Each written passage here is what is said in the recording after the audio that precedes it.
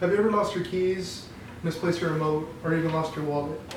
Imagining not being able to know who your kids are, what their faces look like, or know where you're at.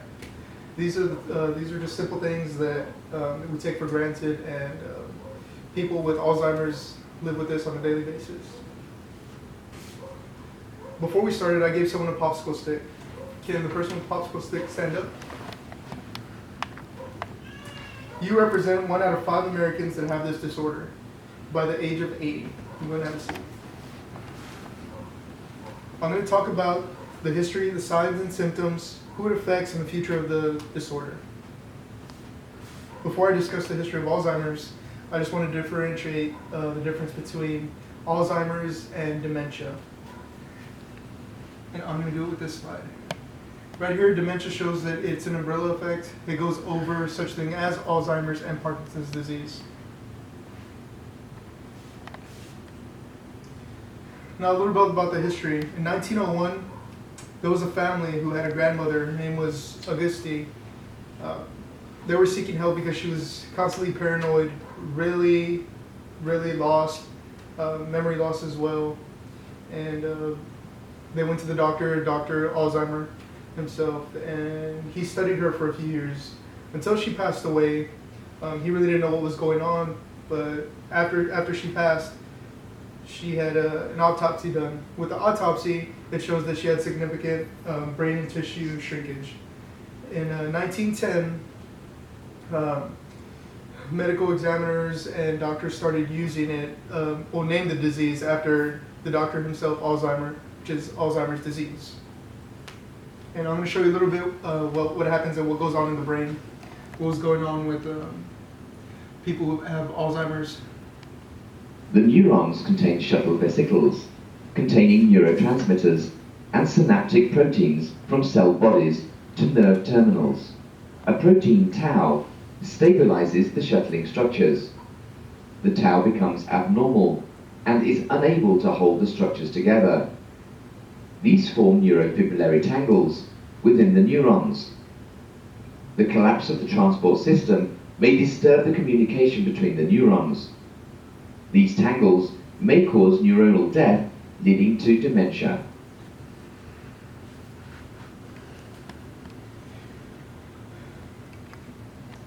The disease gets worse. The disease just gradually gets worse over time. There's 7 steps in the process of having Alzheimer's. So I'm going to show you this slide. As you can see on the slide, step 1 appears normal. Step 2, kind of noticeable. Step 3, it's mild. It's really mild. Forgetful, things like that. Step 4, that's when family members start to notice it. At that time, you're going to consult a doctor and whatnot, but again, there's no cure. And then gradually it gets worse. You can no longer, this is step 5, you can no longer personal affairs. You're going to need care. Step 6, you can no longer care for yourself. You're depressed. You don't know what's going on. You're just in your own world at that point.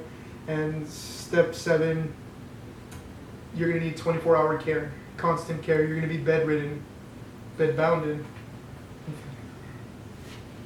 Signs and symptoms, what you look for, it's going to be memory loss, confusion, loss of your motor skills, and loss of daily activities. Now, the disease progresses at different rates with different people.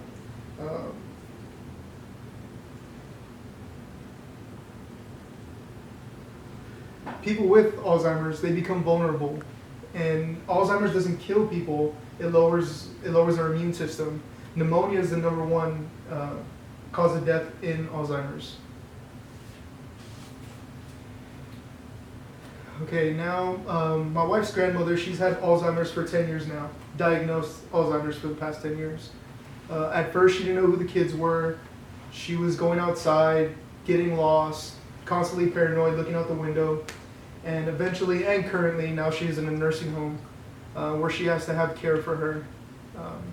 Because she's, I would say, in step 7 of Alzheimer's. my wife's one of a million families affected by the disease. Experts suggest that 5 million of Americans have this disease, and it's ranked sixth in the nation for the leading cause of death in the U.S. Now, according to Alzheimer's Association, every 67 seconds a person develops Alzheimer's. Every 33 seconds, another person's going to develop Alzheimer's in mid-century.